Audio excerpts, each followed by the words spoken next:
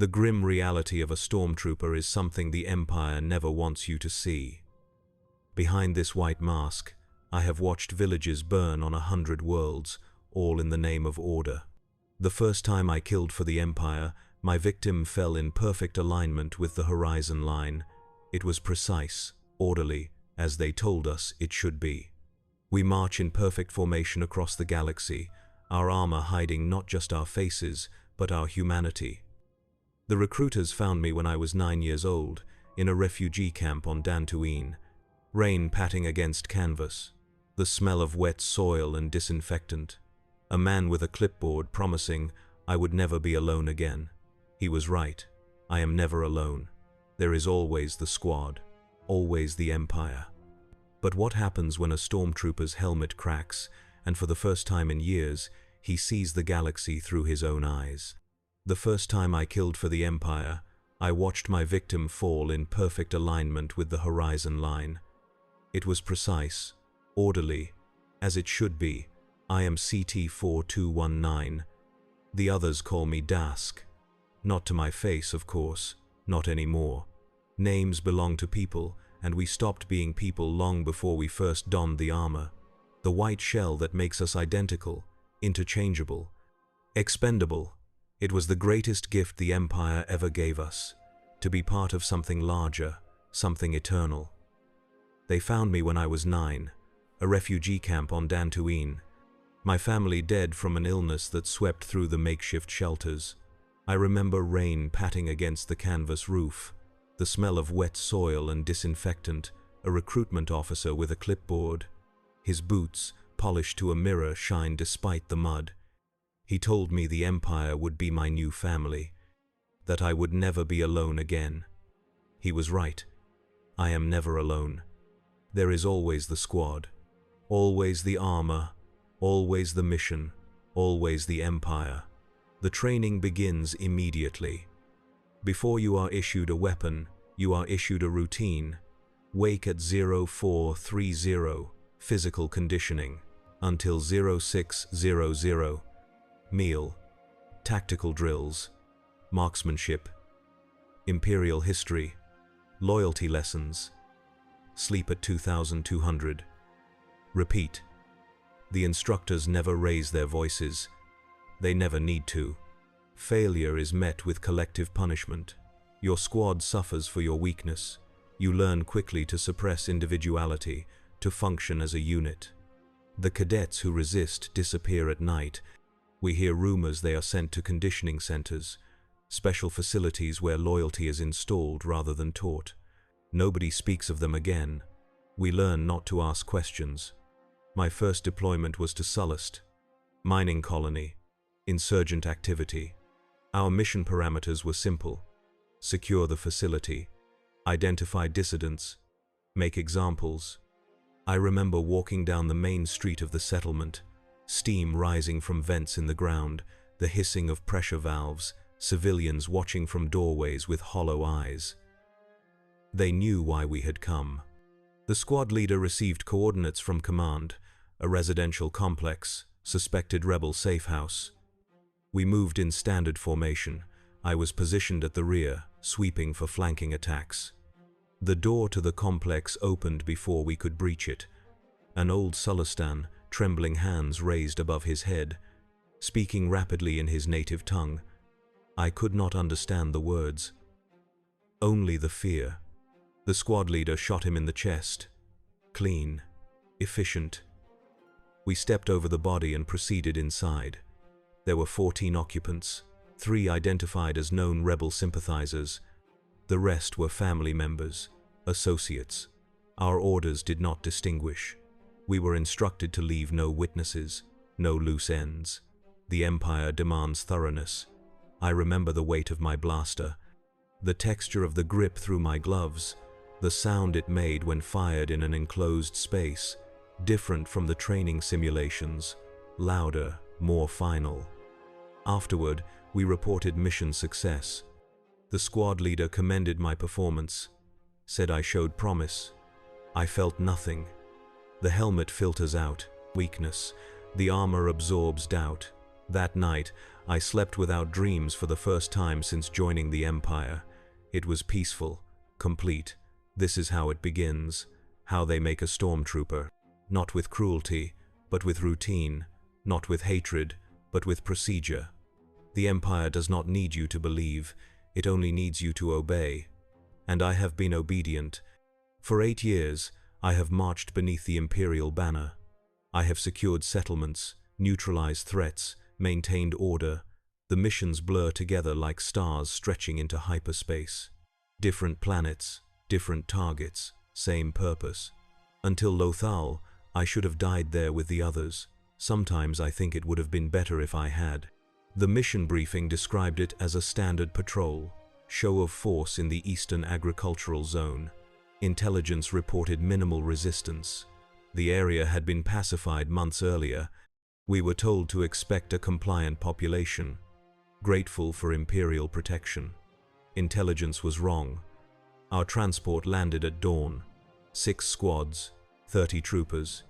Standard deployment for a region of that size. The morning air was cool, mist hanging low over the grasslands, visibility reduced to 20 meters.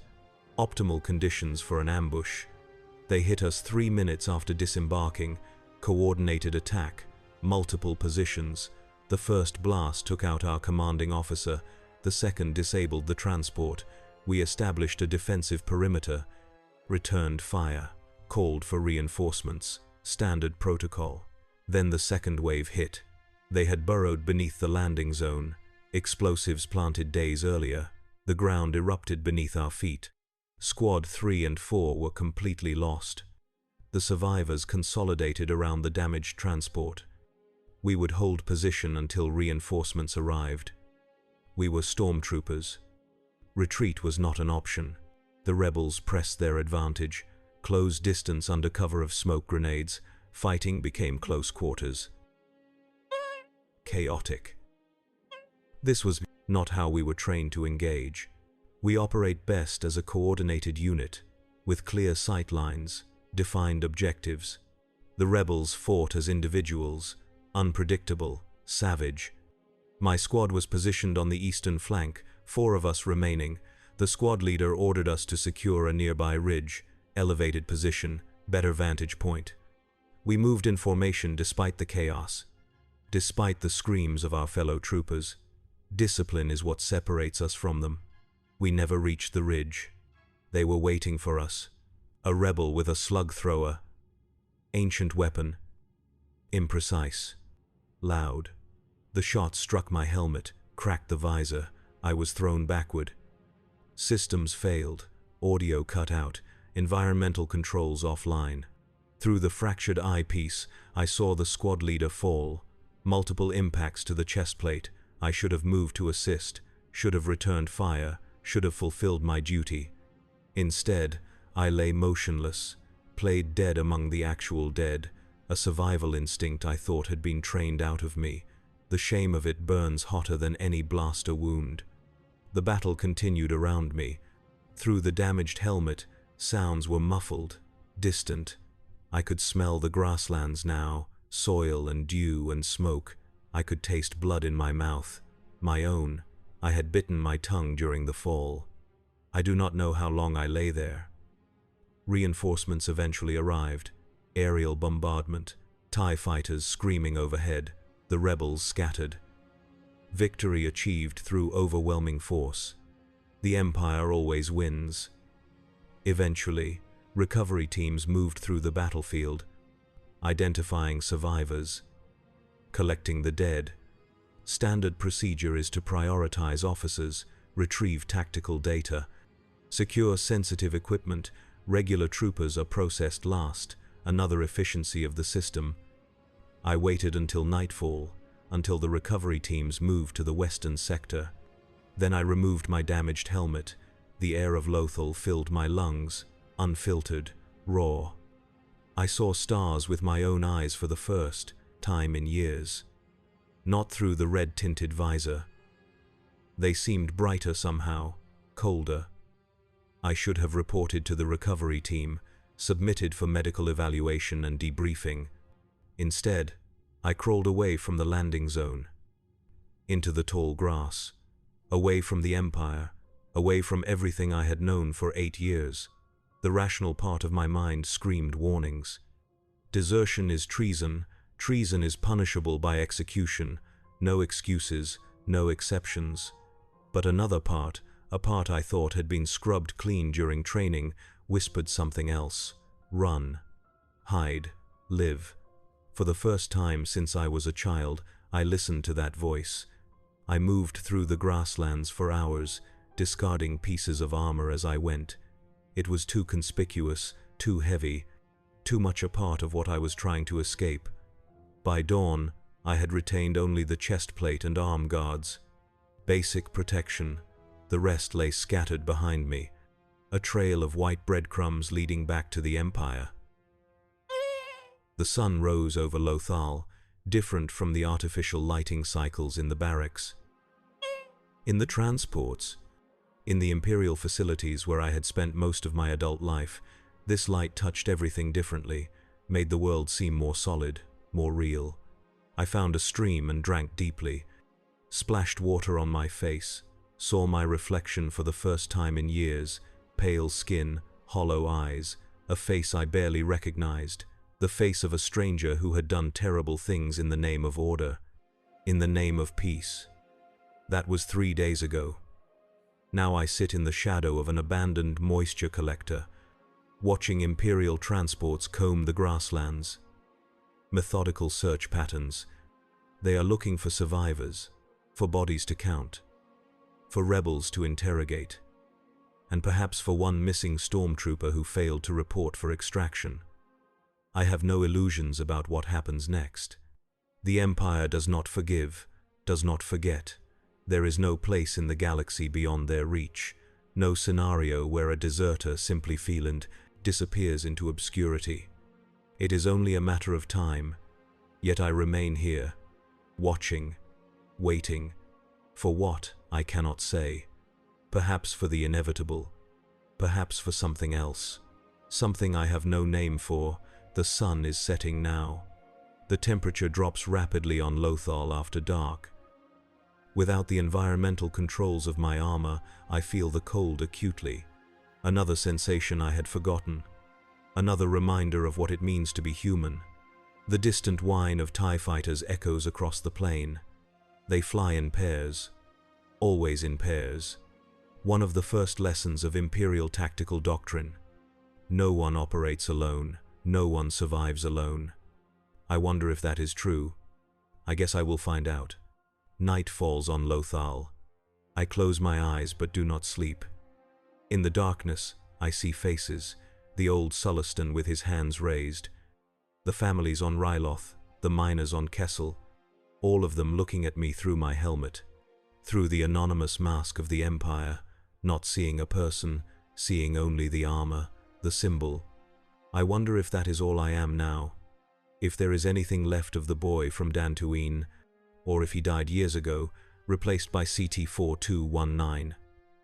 By dusk, by a Stormtrooper, morning comes too quickly. Imperial patrols have moved closer to my position, standard search grid, tightening the noose. Efficient, predictable, just as I was trained to be. I should relocate, find better cover, continue evading. These thoughts come automatically. Tactical assessments, risk calculations. The training remains, even without the armor. Perhaps that is the true prison, the one I cannot simply discard in the grasslands. Beyond the plains lies a settlement, small, agricultural. Civilians going about their lives under the shadow of the Empire. I can see the Imperial flags flying above the central administrative building, the ever-present reminder of who is in control. I should avoid population centers, too many surveillance systems, too many loyal citizens ready to report suspicious activity. But I am without supplies, without direction, without purpose. The settlement represents risk and opportunity in equal measure. Decision made, I begin the long walk across the open ground. Exposed, vulnerable, each step taking me further from the soldier I was and closer to something undefined.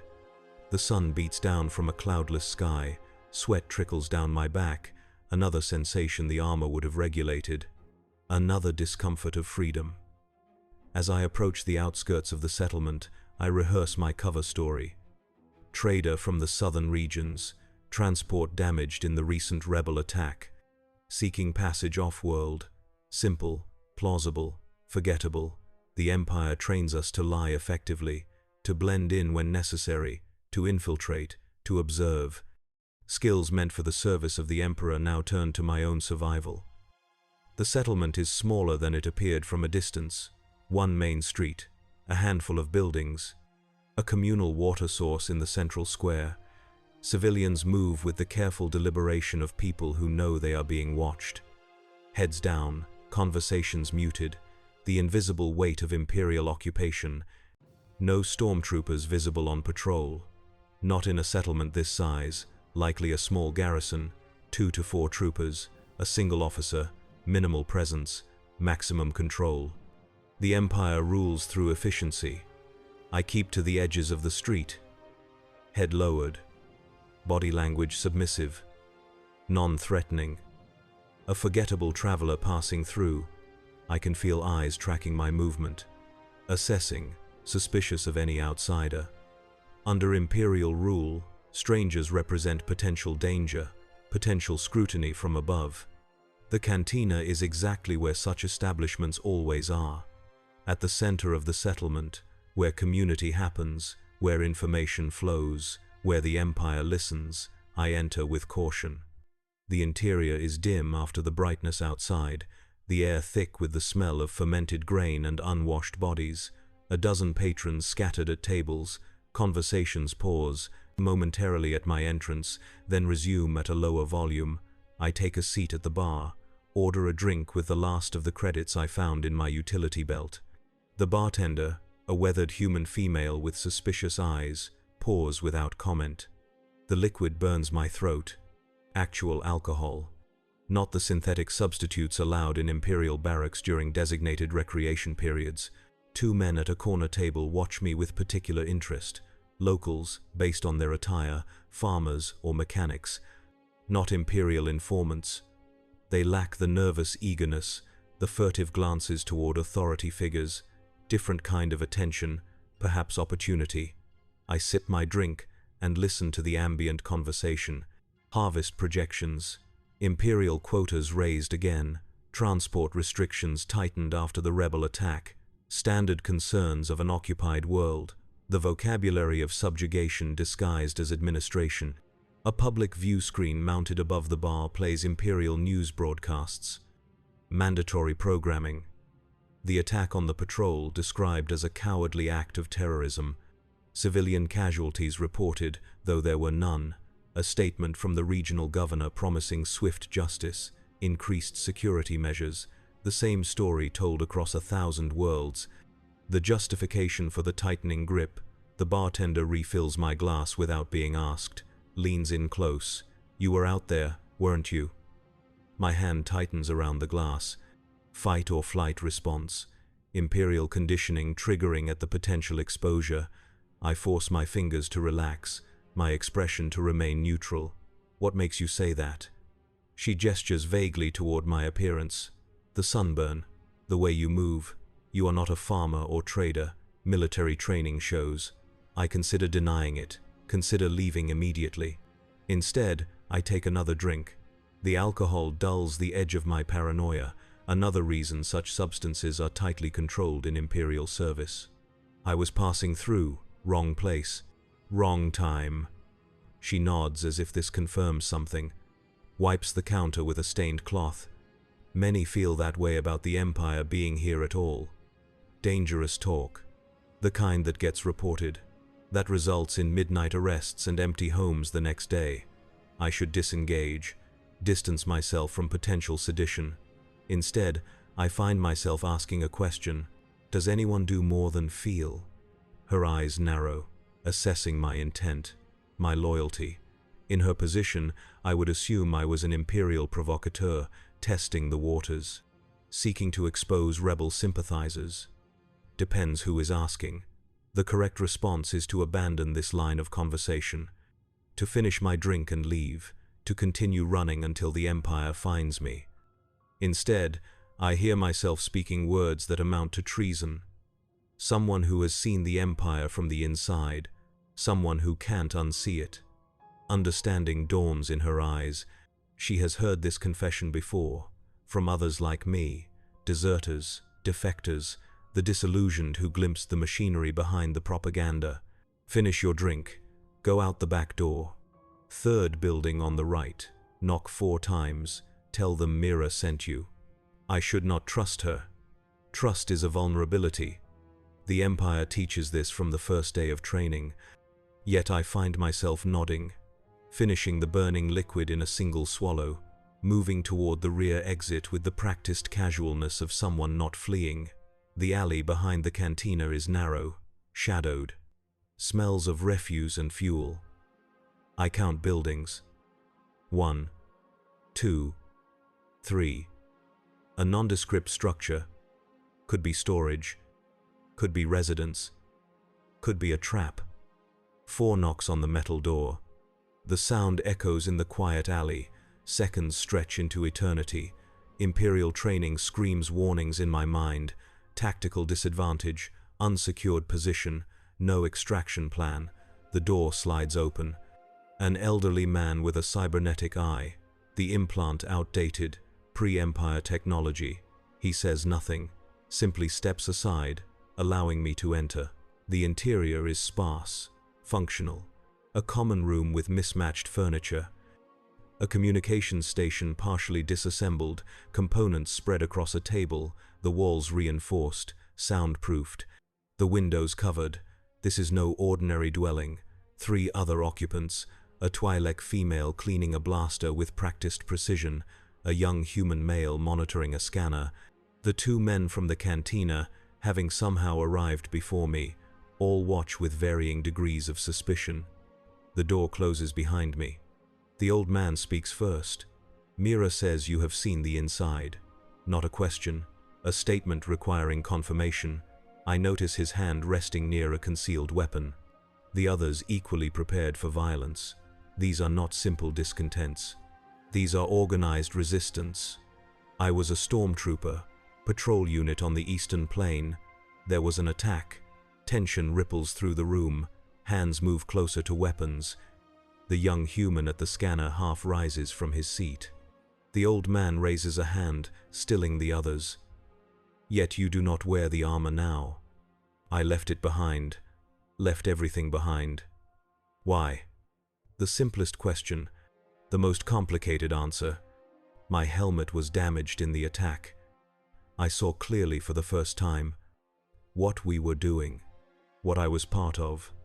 The Twi'lek speaks, voice hard with skepticism. One cracked helmet and suddenly you discover conscience? After how many raids? How many executions? The accusation lands like a physical blow. Truth often does. Too many. She scoffs.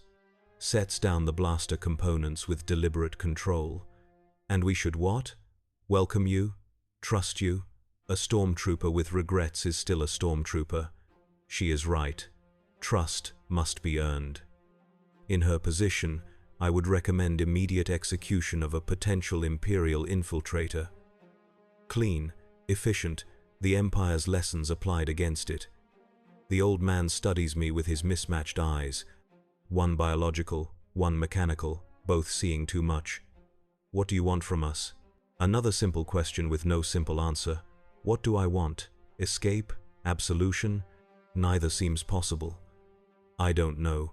Somewhere to hide. A way off planet. The Twi'lek laughs without humor.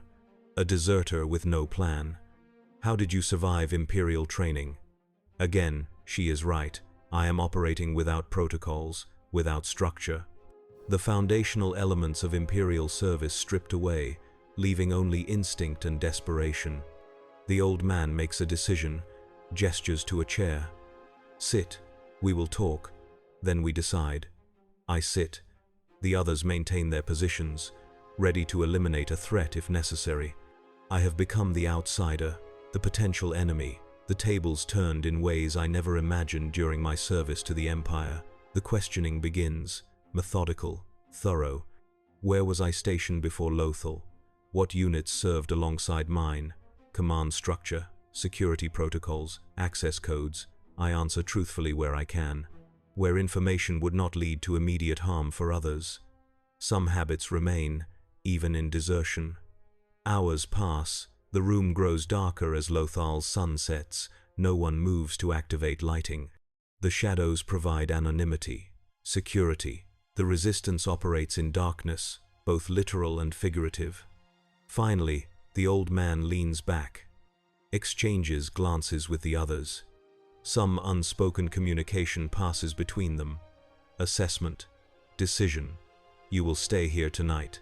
Tomorrow, we decide what to do with you. Not freedom, not execution. A temporary existence in the liminal space between. I should feel relieved. Instead, I feel only emptiness, the absence of purpose that has defined me since childhood. They show me to a small room, more cell than quarters, a narrow cot, no windows.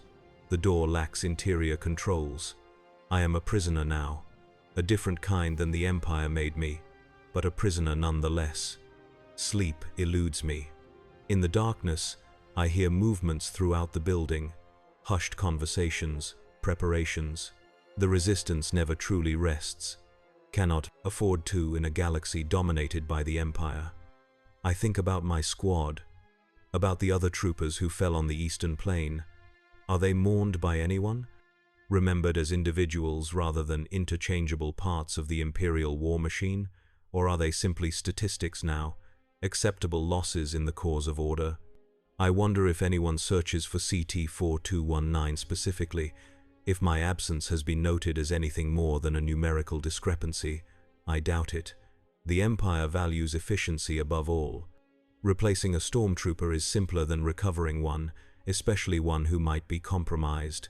Morning arrives, determined by a change in activity rather than natural light in my windowless room. The door opens, the Twi'lek stands in the threshold, still suspicious, still ready for violence. Come, the others want to speak with you. I follow her through the narrow hallway. Back to the common room, the resistance cell gathered around a holographic display, a map of the region, Imperial patrol routes marked in red, supply depots, communication relays, the infrastructure of occupation. The old man acknowledges my presence with a nod. We have discussed your situation. There are disagreements about what should be done with you. The Twi'lek interrupts. I still say we can't trust him. Too dangerous to keep. Too dangerous to release. The implication is clear. Elimination is the safest option. From a tactical perspective, she is correct. One of the men from the cantina speaks for the first time, voice rough from years of dust and deprivation. But he has information, access codes, protocols, things we can use. The young human at the scanner looks up. Information that may already be changed. The Empire is not careless with security, not for long. They debate my value, my threat, my potential utility, as if I am not present, as if I am a weapon to be used or discarded. Perhaps I am. Perhaps that is all a Stormtrooper can ever be, even one who has removed the armor. The old man silences them with a gesture. There is another consideration. The Imperial facility at Jalath, the processing center. They have prisoners there, civilians mostly, accused of supporting the resistance, scheduled for transfer off-world next rotation. He manipulates the holographic display. The image shifts to a fortified compound, guard positions marked, entry points, security systems. A Stormtrooper, even a former one, might get closer than we could, might help us get our people out. The true proposal emerges, not sanctuary, not escape, a suicide mission, a chance to prove loyalty through sacrifice. The resistance operates with its own brutal calculus. You want me to help you infiltrate an Imperial detention center? The old man nods. We have salvaged armor, not complete, not perfect, but enough to pass initial inspection if worn with confidence. With your knowledge of protocols, of how Stormtroopers move and speak, you could create an opportunity. It is madness. The facility will have biometric scanners, identification, verification, 1,000 ways to detect an imposter. Yet I find myself studying the holographic layout, assessing approaches, identifying vulnerabilities. The training remains, even as loyalty shifts. And afterward? If we succeed? If not, when? Even the resistance acknowledges the slim probability of success. The old man shrugs. If we succeed, you will have proven yourself. We have connections, ways to move people off-world, beyond Imperial reach. Or you could stay, fight. Help us free Lothal. Freedom dangled as incentive, just as the Empire once promised family. Security. Purpose. Different words. Similar methodology. I should refuse. The operation is almost certainly doomed, yet what alternative exists? Continue running until captured, surrender to Imperial justice. Neither offers any chance of survival. At least this way, my death might serve some purpose beyond Imperial statistics. What is the plan? The Resistance members exchange glances, surprise, suspicion, grudging respect. The old man smiles for the first time, a grim expression without warmth. We begin with your transformation back into a Stormtrooper, the very thing you were running from. There is irony there, perhaps justice. I nod acceptance of whatever comes next. The preparations begin immediately. The salvaged armor is brought out, pieces collected from battlefields, from ambushed patrols. Some still bearing carbon scoring from blaster impacts, the evidence of previous owners' fates. It fits poorly, not calibrated to my measurements, the helmet seal imperfect, the leg segments mismatched. But from a distance, in poor lighting, it might pass inspection, might buy precious seconds of confusion. In combat, seconds decide everything. The Twi'lek watches with open disgust as I don the white plates. As I transform back into the enemy she has spent her life fighting, I understand her revulsion, share it in ways she cannot comprehend. Wearing this armor again feels like regression, like surrender to what I was running from. Yet there is also familiarity, comfort even, in the weight distributed across my shoulders, in the filtered vision through the visor. In becoming anonymous once more, the armor offers a kind of freedom, freedom from identity, from personal responsibility. Perhaps that was always its true purpose. The old man reviews the operation plan, simple in concept, impossible in execution.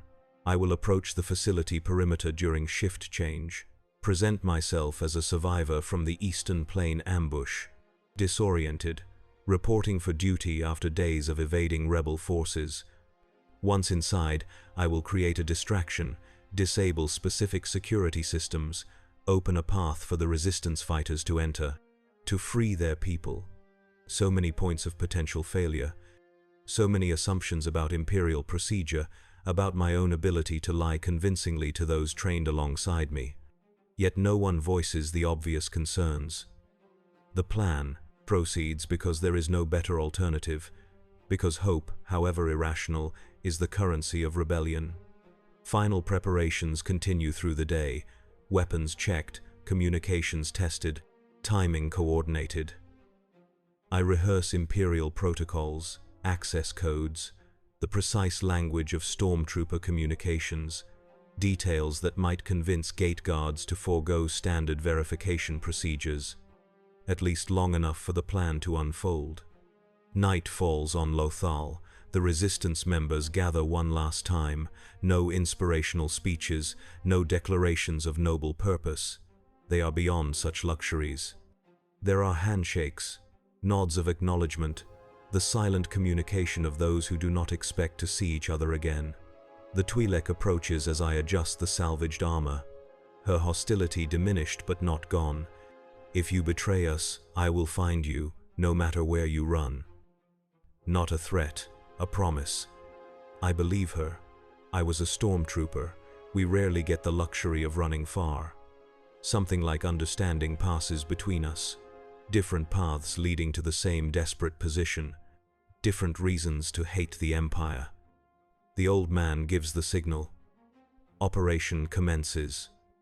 I move through darkened streets. The familiar gait of a stormtrooper on patrol.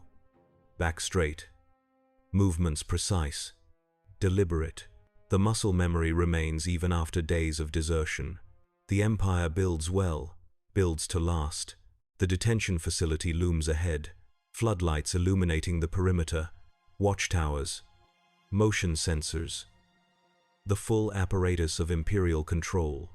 From this distance, I can see the guards at the main entrance. 2 stormtroopers. Standard deployment. Shift change approaching. The moment of relative vulnerability we hope to exploit, I activate the damaged comlink salvaged from my original armor. Static fills the helmet. I adjust frequency to standard Imperial band. Imperial Patrol TK-421 requesting entry. Survivor from Eastern Plain engagement. Authorization code OREC79 trill. The code is outdated, will raise flags in the system, but might buy seconds of confusion, might create an opening. Static. Then response. TK-421. Transmit identification beacon for verification. The beacon in this salvaged armor is non-functional. Another flaw in the plan. Another improvisation required.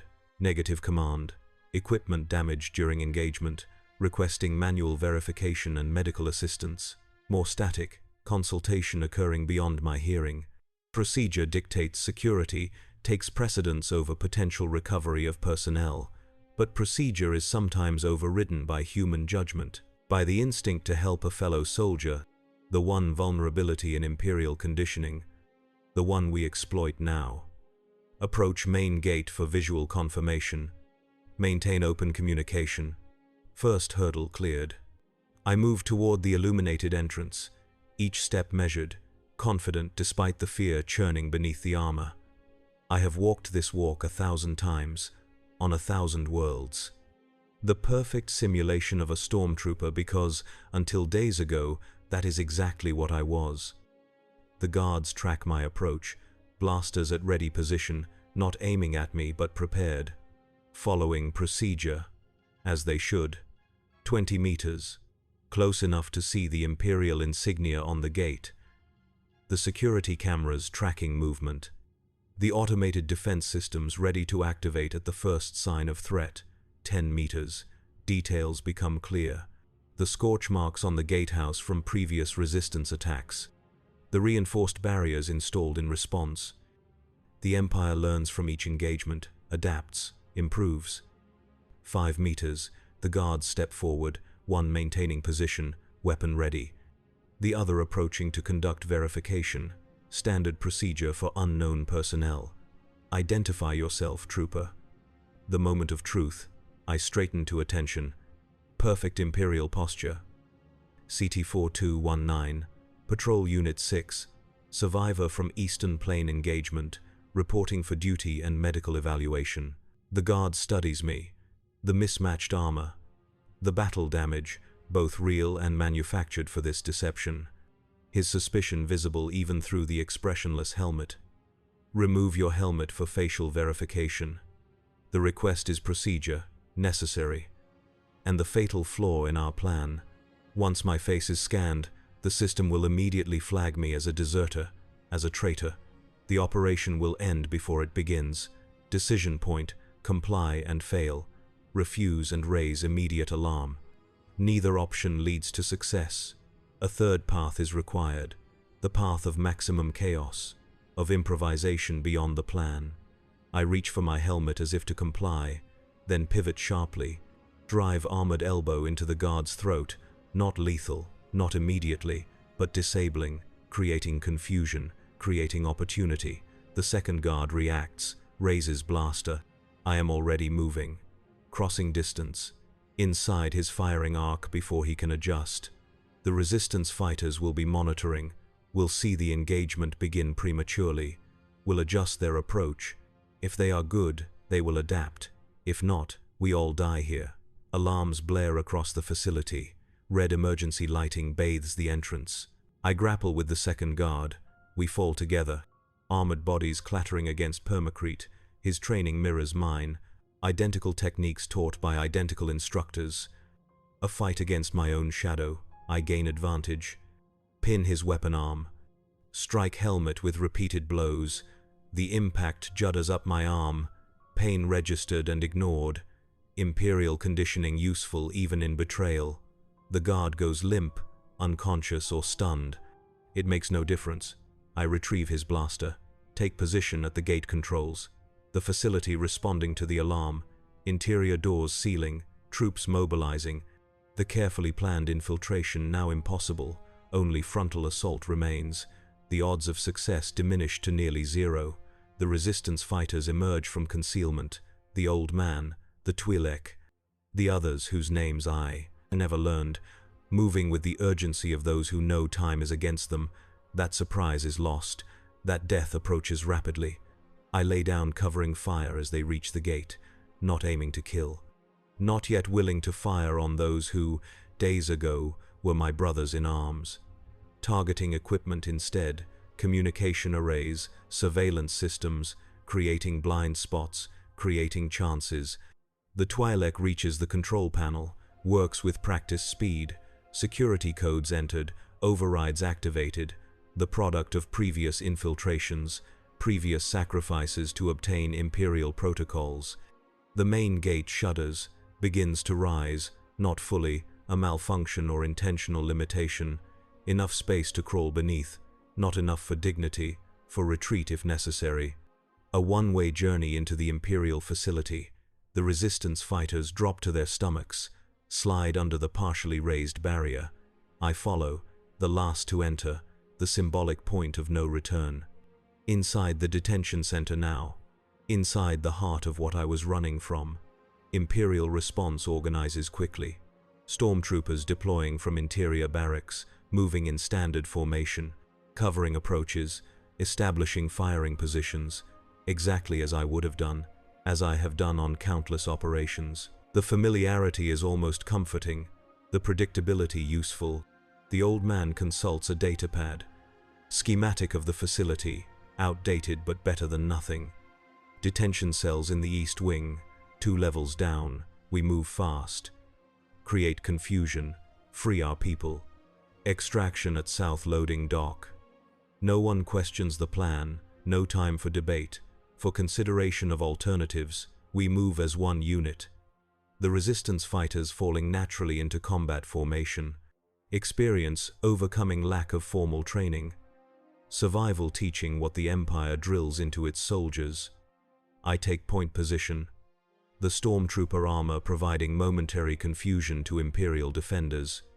The seconds of hesitation when they see white plastoid approaching, before they register the mismatched plates, the non-standard movements, the blaster aimed at fellow troopers. We encounter the first organized resistance at a security checkpoint. 3 Stormtroopers, 1 officer, standard interior deployment. They react with Imperial efficiency, take cover, return fire, call for reinforcements. By the book, response to infiltration. The firefight is brief, brutal. The resistance fighters have surprise on their side, desperation. The troopers have training, discipline. Both sides take casualties. One of the men from the cantina falls, chest burned by blaster impact. No time to check if he survives, no capacity to care for wounded. The mission continues. I move forward. Understanding Imperial tactics provides advantage. I know where they will position, how they will respond, the blind spots in their formation, the weaknesses in their armor. Knowledge turned against its source. The officer attempts to seal blast doors, contain the infiltration. Standard protocol. I fire before he reaches the controls, not a killing shot, a disabling one. Through the shoulder, he falls, clutches the wound, his eyes meet mine through the helmet. Recognition of what I am, what I was. Betrayal registered on a personal level. The old man moves to the control station, accesses detention records, locates their people. 6 prisoners, scheduled for transfer to Imperial Center within hours. The timing of our assault not coincidental, not random. the last opportunity to prevent disappearance into the vast Imperial penal system. We descend to the detention level. Emergency lighting bathes the corridors in crimson. Alarm klaxons continue to blare. Imperial response will intensify. Reinforcements deploying, heavy weapons being prepared. Our window of opportunity closing with each passing minute. The detention block is minimally guarded, most security personnel responding to the breach at the main entrance. 2 troopers remain, young, based on their posture, recent graduates from the academy. They raise weapons as we approach, fingers trembling on triggers, fear overriding training. I step forward, armored figure confronting armored figures. For a moment, confusion registers in their body language, the familiar sight of a stormtrooper approaching.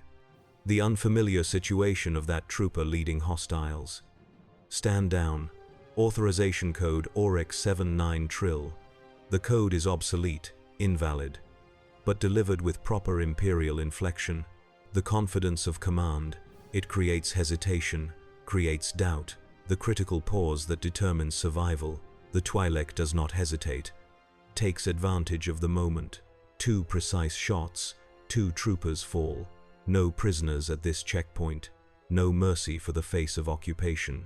Cell controls accessed, force fields deactivated. The prisoners emerge slowly, uncertain, expecting execution rather than rescue. Civilians mostly, farmers, mechanics, ordinary people whose only crime was suspicion of sympathy with the resistance, of insufficient enthusiasm for Imperial rule. Recognition dawns as they see the old man, the resistance fighters, hope replacing resignation in hollow eyes. They move with renewed purpose, follow without question. The basic trust of the desperate. Facility alarms shift pattern. Higher urgency. Reinforcements have arrived. Imperial response escalating. Heavy weapons being deployed. The extraction window narrowing to nothing. We move toward the south loading dock, the planned extraction point. The resistance fighters form protective formation around the civilians. Disciplined despite the absence of formal training. Experience teaches efficiency more effectively than any academy. I take rear position, covering our retreat. The Stormtrooper armor now more liability than asset, no longer providing momentary confusion, only marking me as priority target, traitor, deserter. The Empire reserves special hatred for those who betray from within. The loading dock is 50 meters ahead. Behind us, the sound of Imperial boots, the precise rhythm of Stormtrooper advance. Methodical, relentless, the machine of occupation responding to contamination. To threat. We reach the dock, find it secured, blast doors sealed, not part of the plan, not anticipated in our limited intelligence. The old man works the control panel, attempts override. Security protocols resist, designed specifically to prevent what we attempt. The codes have been changed.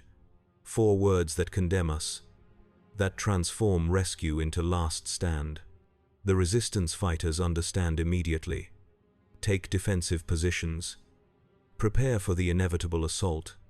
For the end of their struggle. The civilians huddle together, the reality of their situation dawning in terrified eyes, rescued from cells only to die in a loading dock. The bitter mathematics of rebellion against overwhelming force. Imperial troops mass at the corridor entrance. I can hear them assembling, organizing, communication chatter through helmet comms. They prepare for final assault, for cleanup operation. The Twi'lek looks to me, the suspicion gone from her eyes, replaced by grim acceptance, by recognition of shared fate. Any more Imperial tricks, trooper? The question contains no hope, only professional curiosity. One soldier to another at the end of the line. I study the loading dock, the sealed doors, the maintenance panels, the ventilation systems. Standard Imperial construction, standardized across the galaxy. Efficiency through repetition, through predictability. There, service access panel near the floor. Maintenance tunnel for loading equipment. Not large enough for easy passage. Not comfortable, but possible. A path not appearing on standard schematics, not considered in security protocols. The oversight of designers who never serve in the facilities they create. There is a way. Uncertain where it leads, uncertain if all will fit. The old man does not hesitate. Show us. I move to the access panel. Remove the cover. Reveal the narrow tunnel beyond. Designed for service droids, not humanoids. Tight but navigable, leading into uncertainty but away from certain death. The civilians go first. Squeezing into the confined space, crawling toward potential freedom. The resistance fighters follow, covering each other, maintaining discipline even in desperation. The old man pauses at the entrance, looks back at me. You are coming. Not a question, a statement. An acknowledgement of change, of acceptance. The Twi'lek remains as well. The three of us, the last line, the final barrier between pursuit and escape, between failure and slim chance. I will cover your retreat, buy time. The words come without conscious decision. Imperial tactical assessment applied to new loyalty. Simple math. One sacrifice to enable many survivals. Efficient, logical. Perhaps the final lesson of my Stormtrooper training. The old man studies me with mismatched eyes, seeing beyond the borrowed armor, beyond the deserter, to whatever remains beneath. Then you die for nothing. Come with us. Live to fight another day. Resistance philosophy. Survival above all. Continuity of struggle. So different from Imperial doctrine of necessary sacrifice. Of expendability in service to the whole. The decision hovers between these perspectives. Between old conditioning and new possibility. The Imperial trooper would stay, would delay pursuit according to tactical doctrine. The man I might become would run, would choose survival, uncertain which I am. The choice is interrupted by blaster fire. Imperial troops breaching the corridor, assault beginning, final opportunity for escape closing rapidly. The old man grabs my arm. Surprising strength in aged limbs. No martyrs today. Move. He pushes me toward the access tunnel, the Twi'lek already entering, covering our retreat with suppressing fire. No time for debate, for philosophical consideration of identity, only action, only survival. I follow, crawl, into the confined space. Armor scraping against metal walls, progress slow, agonizing. Behind us, the sound of stormtroopers entering the loading dock, orders shouted, positions taken. The methodical process of Imperial room clearance. The tunnel extends for 30 meters, turns at sharp angles, descends toward the facility foundation. We move in silence, breath controlled. Noise minimized, every sound potentially fatal. The gap between us and Imperial pursuit measured in seconds, in minor delays. Light ahead, dim, filtered, the tunnel exit. Leading to what? None of us know. Better or worse than what lies behind, the binary choice of the hunted. The Twi'lek reaches the opening first, peers cautiously into the space beyond. Signals all clear, exits the confined space with practiced economy of movement. The old man follows. I come last, armor catching on the narrow opening, forcing me to contort, to struggle free of the confinement. We emerge into a maintenance bay, vehicle repair facility, dimly lit during night cycle, empty of personnel. The resistance fighters and rescued civilians gathered in tight formation, awaiting direction, awaiting hope. The old man orients quickly, consults, mental map of the facility surroundings, of potential extraction routes, his experience evident in the lack of visible panic, in the methodical assessment of limited options. Service entrance 50 meters east, less guarded than main gates. We move now. Before full facility lockdown, no one questions, no one hesitates. The group moves as single organism, born of necessity, of shared peril. I fall into formation automatically, Imperial training applied to anti-Imperial purpose. The irony not lost on me, even in extremis. We exit the maintenance bay, enter the facility's outer perimeter, open ground between structures, exposed, vulnerable, no choice but to cross. To trust in darkness and distraction and the chaos of Imperial response focused elsewhere. Halfway across the open space, searchlights suddenly illuminating our position, shouted commands to halt, to surrender. The Empire finding its quarry, closing the trap with mechanical precision, no cover available, no concealment. The Resistance fighters form protective circle around civilians, final stand posture, dignity in inevitable defeat. I recognize the formation from the other side, have participated in such encirclements, such eliminations of resistance. The old man looks to the sky, a signal sent earlier, a contingency plan not shared with me, with the outsider, the deserter still proving loyalty. Still suspect until the end, sound from above. Engine whine. Repulsor lift signature distinctly non-imperial. A ship descending rapidly, recklessly. Civilian transport modified for speed, for combat. The final desperate gambit of the Resistance. The ship hovers meters above ground, loading ramp descending, pilot executing precision maneuver under fire. Skill born of necessity, of repeated escapes from Imperial pursuit. Everyone aboard, now. The civilians move first, scrambling up the ramp, assisted by Resistance fighters already aboard. The Twi'lek provides covering fire, precise shots at Imperial positions, buying seconds with skill and courage. The old man gestures for me to board, still including me in escape. In survival, despite suspicion, despite history, the generosity of desperate times, I shake my head, remove the salvaged helmet, meet his gaze directly.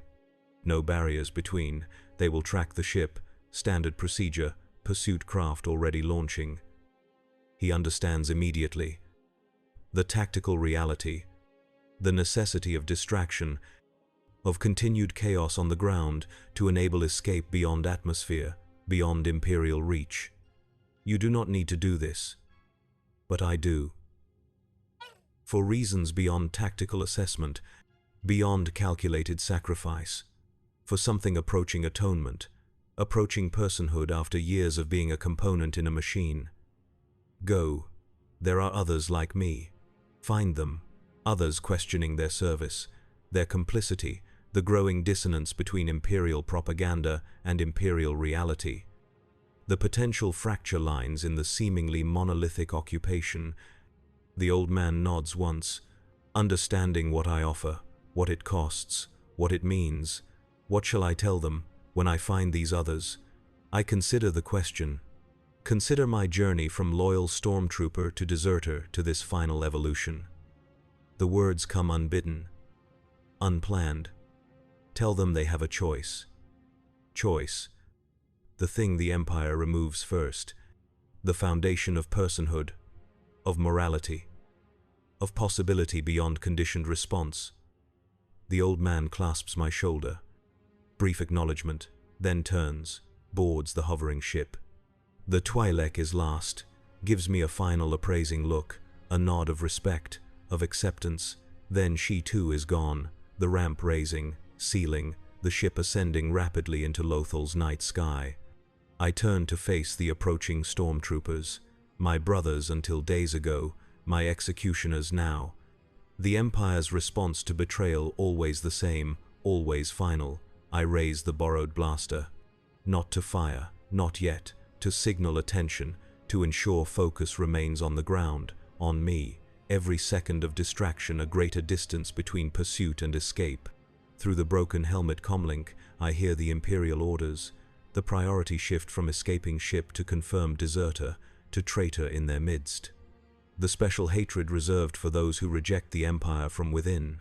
They approach in standard formation, weapons raised, no offers of surrender, no expectation of submission.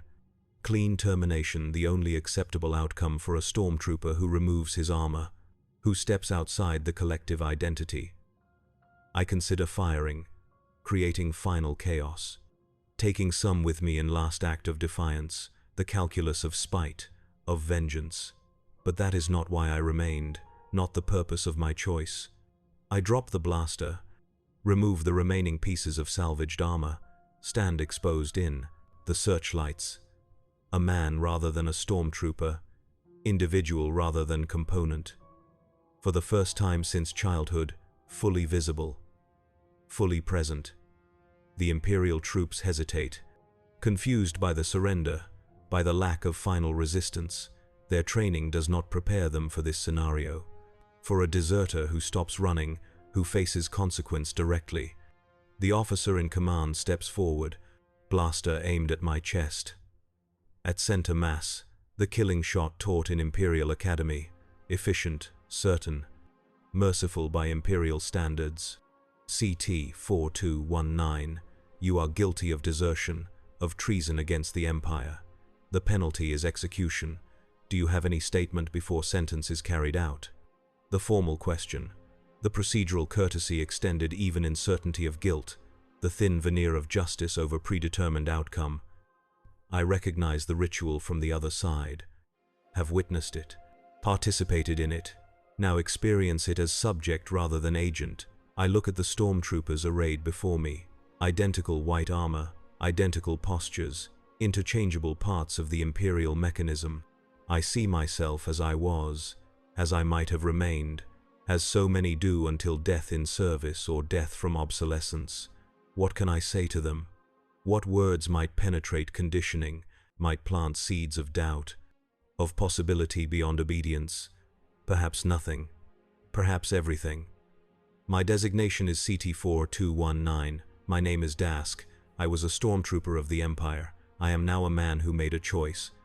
Simple words, inadequate to journey, to transformation, to the complexities of complicity and awakening.